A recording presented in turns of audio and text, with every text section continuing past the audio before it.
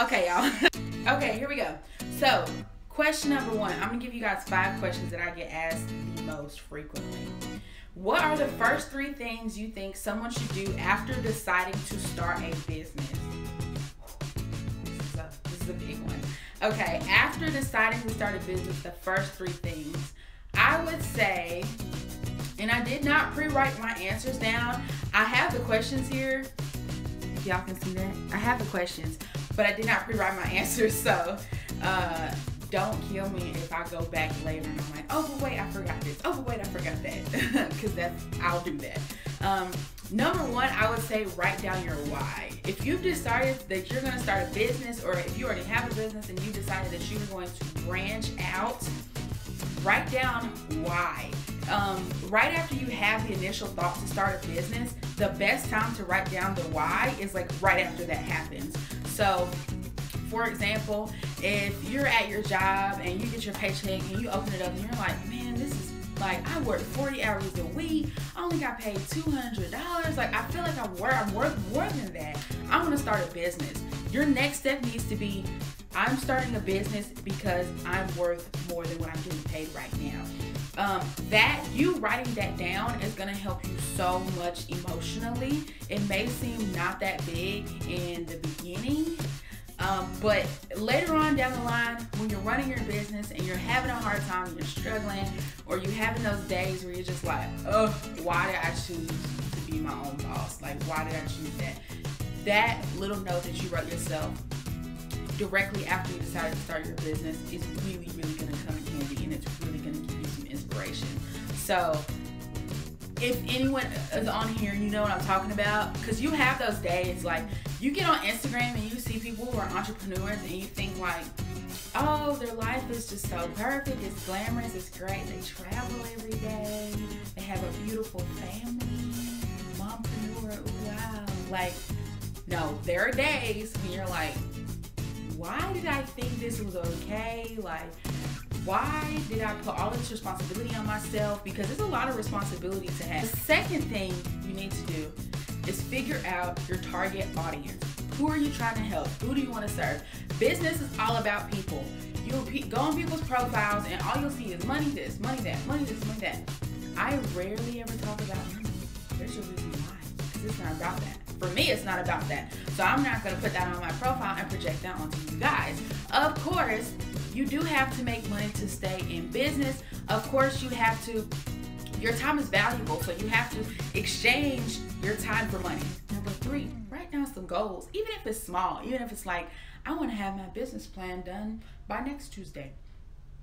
Small, short term, think short term. A bunch of short term goals, they will amass to one big, long-term, awesome goal.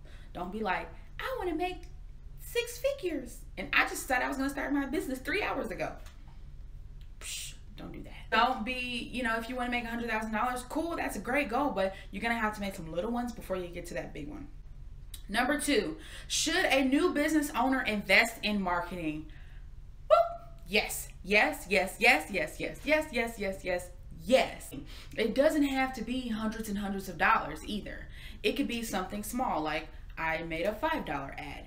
I consider that to be marketing. If you get business cards, if you get flyers, if you buy a vendor table at an event, if you pay someone else on their profile to post your business, that's all marketing. If you don't have a why, there's no intrinsic motivation going on, it doesn't matter if you invest in marketing. You're not going to make it very far. You're going to run out of gas. Literally, it's like you're filling yourself up as a tank and you're running on gas. That's your motivation. If you have no clear definition of what your motivation is, or where you're going, which would be your goals, or who you're trying to help, which would be your target audience, you're going to run out of gas with no GPS. Like, you're not going to know where to go.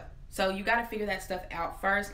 And then you can invest in marketing. If you go to invest in marketing and those other things that I just mentioned are not clear, it's almost like wasting your money. Number 3, what are some ways a business owner can market for free or low cost? Definitely post on Facebook. Every time someone asks you what you do, you can say where you work, but I would say I'm a business owner first. I'd say I'm a business owner, primarily, but I also work at such and such. So I would definitely put that first. Going to networking events. Most networking events are free if you're going to like a happy hour type networking event. Social media is a huge one. Huge.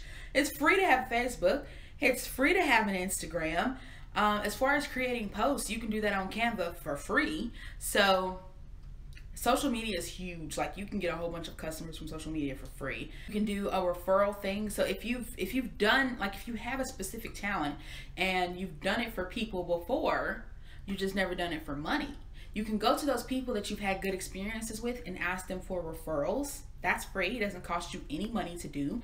People are a lot more likely to purchase when they've been recommended.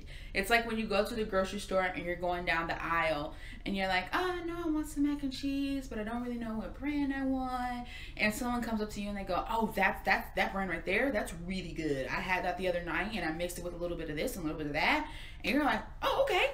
And you take that one. You don't even think twice. Like, when someone stops, and this is like a random person, someone stops you at the grocery store and they're like, that's really good. And you're like, oh, really? And you want to take it and try it. Like, business works the same exact. Number 4, what is the best piece of business or marketing advice you have been given? All of these questions are shockers for me. Every time I read a question, I'm like,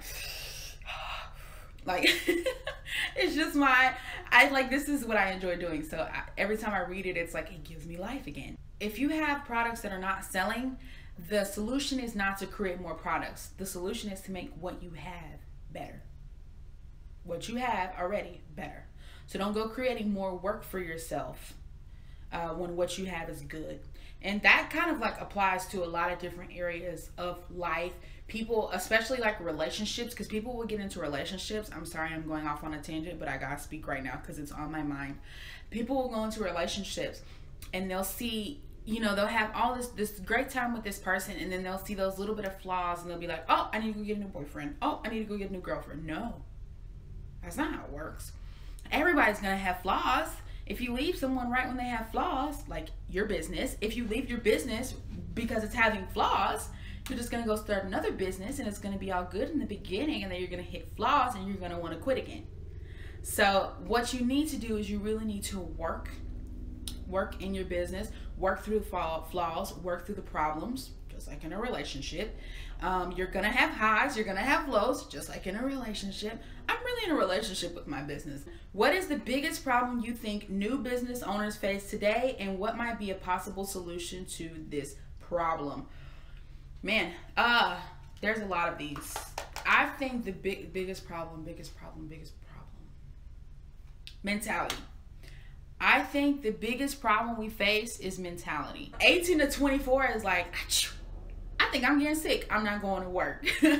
25 to 34 is like, I can miss a day or two. 35 to 50, they'll be up in there with the flu.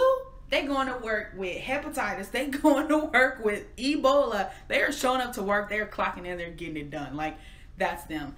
So, but as far as like across the entire spectrum, no matter what age you are, mindset is an issue when it comes to starting a business, because we are so trained to think that we need someone to tell us what to do. We're so trained to think that we're supposed to be clocking in and out for 60 years and retiring and barely making it. We are so comfortable with where we are. And I'm not saying everybody's meant to be an entrepreneur. I'm not saying that. Not everybody's meant to be an entrepreneur. It's not for every personality type. But we are very comfortable. There are a lot of people out here that are meant to do greater things, that are very comfortable where they are, and they will just not move on because they like knowing that their check is going to come bi-weekly at noon and how much it's going to be. They like knowing that. So mindset is hard. Mindset is tough. See you guys later. Have an awesome day. Hopefully you're not watching this at your desk. I don't want to be in trouble if your manager sees you or your supervisor sees you.